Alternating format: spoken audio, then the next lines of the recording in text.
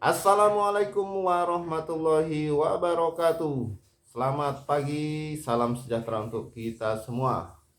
Alhamdulillah, alhamdulillahirabbil alamin, wassalatu wassalamu ala asrofil anbiya'i wal mursalin wa ala alihi wa sahbihi ajmain, amma ba'du.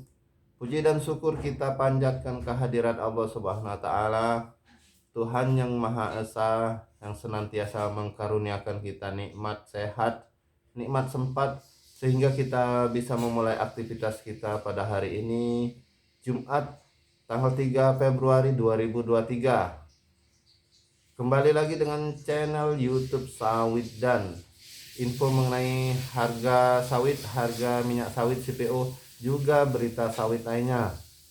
Apa kabar para sahabat YouTube dimanapun Anda berada? Semoga semuanya dalam keadaan sehat walafiat, tak kurang satu apapun, dilancarkan rezekinya, amin ya robbal alamin. Kita mulai dengan harga minyak sawit atau CPO. Harga CPO di KPPN turun lagi Rp100 per kilogram. Info sawit Jakarta. Harga minyak sawit mentah atau CPO pada PT Karisma Pemasaran Bersama Nusantara atau KPBN tercatat turun menjadi Rp11.400 per kilogram pada Kamis tanggal 2 Februari 2023. Dengan demikian terdapat penurunan sekitar Rp100 per kilogram bila dibandingkan dengan harga CPO pada Rabu 1 Januari 2023 yang mencapai Rp11.500 per kilogramnya. Sementara dari informasi yang didapat info sawit dari KPBN, untuk Franco wilayah Dumai harga CPO ditetapkan Rp11.400 per kilogram. Sementara harga CPO wilayah Talang Duku ditetapkan Rp11.250 per kilogram. Baik para sahabat YouTube dimanapun Anda berada. Kemudian ada berita sawit lainnya. Deforestasi bukan disebabkan oleh sawit. Info sawit Jakarta. Adanya deforestasi hutan di Indonesia bukan karena adanya perkebunan kelapa sawit. Pasalnya keberadaan deforestasi hutan Indonesia telah berlangsung lama seperti pada tahun 1970 hingga awal 1980-an. Deforestasi hutan marak terjadi akibat adanya illegal logging yang besar-besaran yang merusak sebagian besar hutan di Indonesia. Sebaliknya, perkebunan kelapa sawit yang dikembangkan pada 1983 justru mengajak peran serta masyarakat guna memperbaiki lingkungan sekitar dan menjaga hutan melalui program pembangunan perkebunan kelapa sawit nasional. Masyarakat menjadi mitra perusahaan perkebunan kelapa sawit. Sehingga kondisi dewasa ini semua pulau besar di Indonesia memiliki sentra perkebunan kelapa sawit nasional.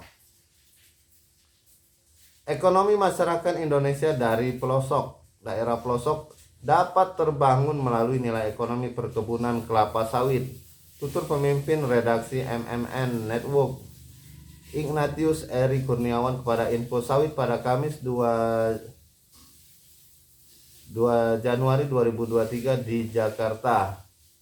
Jelasnya keterlibatan masyarakat sekitar perkebunan kelapa sawit dengan menggeluti profesi sebagai petani plasma dan swadaya serta berbagai jasa lainnya sehingga membangkitkan multiplier efek ekonomi berkelanjutan hingga dewasa ini. Alhasil ekonomi masyarakat bertumbuh dan memiliki kemampuan menjaga kelestarian hutan yang berada di sekitarnya. Berdasarkan penelusuran redaksi Info Sawit sejak 2007 silam, keberadaan hutan alam yang belum rusak masih dijaga masyarakat berlandaskan kearifan budaya lokal setempat. Dari Sumatera hingga Kalimantan, kita masih dapat menyaksikan kearifan lokal yang mengembangkan perkebunan kelapa sawit dan menjaga keberlangsungan hutan alam sekitarnya. Jelasnya pada pembukaan diskusi sawit bagi negeri seri FGD Sawit Berkelanjutan ke-12 di Jakarta. Peran serta masyarakat luas sebagai petani kelapa sawit kini dibutuhkan kerjasama serempak pula guna memperbaiki praktik budidaya kelapa sawit berlandaskan prinsip dan kriteria berkelanjutan yang berlaku universal. Sertifikasi ISPO secara mandatori yang dicanangkan pemerintah dapat meningkatkan hasil panen dan kesejahteraan petani, kata Eri. Sebab itu menurut Eri diperlukan kerjasama erat dengan semua pemangku kepentingan bisnis minyak sawit supaya kesejahteraan masyarakat dapat terwujud. Baik para sahabat YouTube dimanapun Anda berada,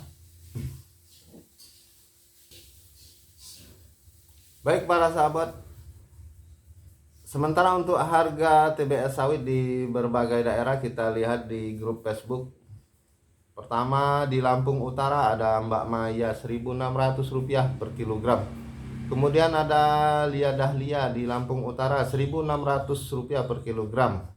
Kemudian ada Rahayu di Sungai Bahar Rp2.100 per kilogram di petani. Kemudian ada Anto Iqbal Rp2.250 per kilogram di Huragi, Sumatera Utara. Kemudian ada Arjuna Ireng Kutai Timur Rp1.800 per kilogram di tingkat kebun sop. Kemudian ada Seto Jangjang di Bangka masih Rp2.050 per kilogram. Kemudian ada Gede Ginapa. Kalau di Sulawesi Barat masih di atas 2.000-an di perusahaan. Kemudian ada Sai Mahendra Muara Bungo Jambi Rp2.100 per kilogram di tingkat petani. Ada lagi teman kita Hilman Karim di Darmasraya, Sumatera Barat Rp2.150 per kilogram di petani. Kemudian ada Budiman di Masamba Rp1.700 per kilogram di petani. Kemudian ada Bundanya Kembar pesisir barat Lampung Rp1.850 per kilogram di petani. Ada lagi teman kita Aji Pratama di Kalimantan Tengah Rp2.250 per kilogram. Kemudian Iis Parida 700, gak masuk akal nih.